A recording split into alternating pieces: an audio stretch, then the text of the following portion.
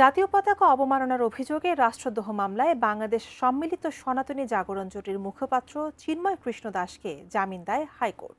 চিন্ময়ের জামিন প্রসঙ্গে মিশ্র প্রতিক্রিয়া লক্ষ্য করা গেছে সামাজিক যোগাযোগ মাধ্যমেও। এ নিয়ে অন্তর্বর্তী সরকারকে সাবধান করে কড়া বার্তা দিয়েছেন এনসিপির মুখ্য সংগঠক হাসনাত আব্দুল্লাহ। আরও জানাচ্ছেন সহকর্মী শাহাদাত রিফাত। গেল বছরের ২৫ অক্টোবর চিন্ময় কৃষ্ণ দাসের নেতৃত্বে চট্টগ্রামে সনাতনী সম্প্রদায়ের একটি বড় সমাবেশ হয়। এর কয়েকদিন পর ৩১ অক্টোবর চাঁদগাঁও মোহরা ওয়ার্ড বিএনপির সাধারণ সম্পাদক ফিরোজ খান বাদী হয়ে তার বিরুদ্ধে জাতীয় পতাকা অবমাননার অভিযোগে রাষ্ট্রদ্রোহের মামলা দায়ের করেন। এ মামলায় আসামি করা হয় আরও ১৮ জনকে। ওই বছরের ২২ নভেম্বর চিন্ময়ের নেতৃত্বে রংপুরে আরও একটি বড় সমাবেশ হয়।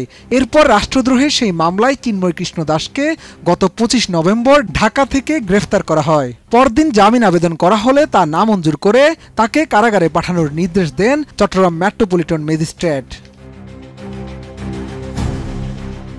এদিকে আদালত তাকে কারাগারে পাঠানোর নির্দেশ দিলে সেদিন চট্টগ্রামে আইনশৃঙ্খলা রক্ষাকারী বাহিনী ও আইনজীবীদের সঙ্গে চিন্ময়ের অনুসারীদের সংঘর্ষ হয়।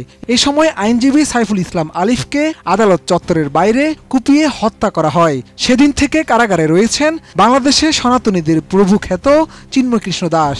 সব মশার বিরুদ্ধে সুরক্ষা দিতে এলো বসুন্ধরা এক্সট্রিম অ্যারোসল, মশার বিরুদ্ধে এক্সট্রিম সুরক্ষা। অবশেষে নানা জল্পনা কল্পনার মাঝে প্রায় ৬ মাস পর চিন্ময় কৃষ্ণ দাসকে জামিন দেয় হাইকোর্ট। তবে চিন্ময়ের জামিন প্রসঙ্গে মিশ্র প্রতিক্রিয়া লক্ষ্য করা গেছে সামাজিক যোগাযোগ মাধ্যমে। এ নিয়ে প্রতিক্রিয়া জানিয়েছেন এনসিপির মুখ্য সংগঠক হাসনাত আব্দুল্লাহ।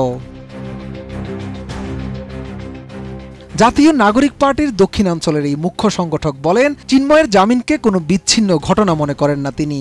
চিন্ময়ের ঘটনার শুরু থেকেই ভারতীয় আধিপত্যবাদ এ দেশের উপর অন্যায় প্রভাব বিস্তারের চেষ্টা করছে। পহেলা মে নিজের ভেরিফাইড আইডি থেকে দেয়া এক পোস্টে এসব কথা বলেন হাসনাত আব্দুল্লাহ। তিনি বলেন, চিন্ময়ের জামিনও কি সেই চাপের কাছে নতি স্বীকার করেই দেয়া হলো? শুধু তাই নয়, অন্তর্বর্তীকালীন সরকারকে সাবধান করে হাসনাত আব্দুল্লাহ আরও বলেন, ইন্টারিম সাবধান, আলিফের রক্তের উপর দাঁড়িয়ে ভারতীয় আগ্রাসনের রাস্তা উন্মুক্ত করলে পরিণতি ভালো হবে না। এর আগে রাষ্ট্রদ্রোহ মামলায় সাবেক ইসকন নেতা চিন্ময় কৃষ্ণ দাসকে জামিন দিয়েছেন হাইকোর্ট। তার জামিন প্রশ্নে জারি করা রুল যথাযথ ঘোষণা করে বিচারপতি মোহাম্মদ আতোয়ার রহমান ও বিচারপতি মোহাম্মদ আলী রেজার সমন্বয়ে গঠিত হাইকোর্ট বেঞ্চ এ রায় দেয়।